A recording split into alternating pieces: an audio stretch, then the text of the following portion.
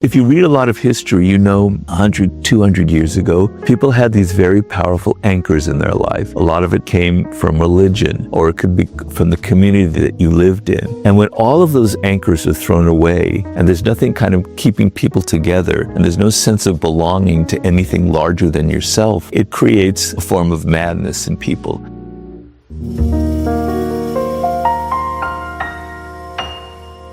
The other day I was on my bike ride in the neighborhood and I had this image pop into my head that I'm actually living in an insane asylum. And everybody around me is kind of crazy and losing it. And maybe I'm losing it as well. But it's like I'm in this sort of madhouse and people are losing their minds. And the people in the asylum don't realize that they're in an asylum. So it was just a weird image that popped into my head. But in times like this, where there's so much change and there's so much chaos going on and you don't really know what's happening next, like with your career, things are changing so quickly, and with technology and with everything shifting politically and economically in the country, there is so much uncertainty. And when there's a lot of uncertainty and people can't really have a grasp on what's coming next in the world, it creates insanity. It creates kind of a form of madness. And I read it in politics, where there's so much volatility. Every 2 years, there's these incredible shifts in people's opinions. And so there's no kind of stability, there's no kind of anchor in people's lives. And the thing is, you're not aware of the historical moment that you're living in. This is just the only times that you know is the year 2026. But if you read a lot of history, 100, 200 years ago, people had these very powerful anchors in their life. A lot of it came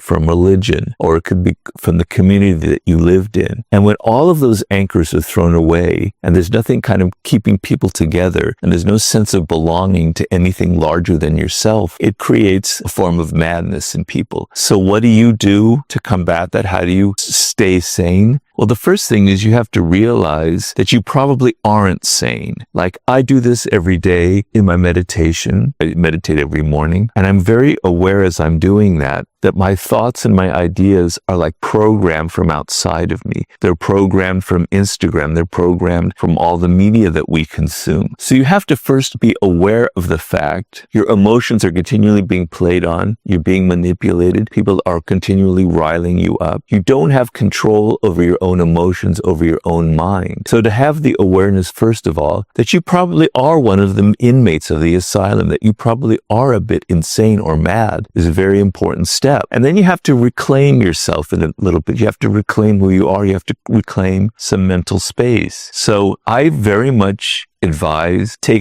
using social media as a diet, and that you have to go on a diet every now and then, and you have to get away from it. You have to spend a weekend with the phone completely off, or just one day. You have to reduce your exposure to the things that are literally driving us insane. So the other day I was looking on Instagram, and normally I ignore the Instagram feed because it's not really interesting to me. But I was noticing that there were these videos that I was watching that are largely getting outraged about everything that Trump is doing. And I clicked on one, and obviously I'm among some of those people who are very outraged, I have to admit it. But then my feed just kept more and more and more and more and more and more of it from the same people. Some of it very entertaining, comedians, podcasters, public figures. But then I realized they're making me so upset and so angry and so outraged. I don't have any control over it. And it's a machinery, technology to manipulate you, play on your emotions. They make billions of dollars off of this, right? You are being continually played. I'm afraid to say it. And you need to wake up and realize that this is happening,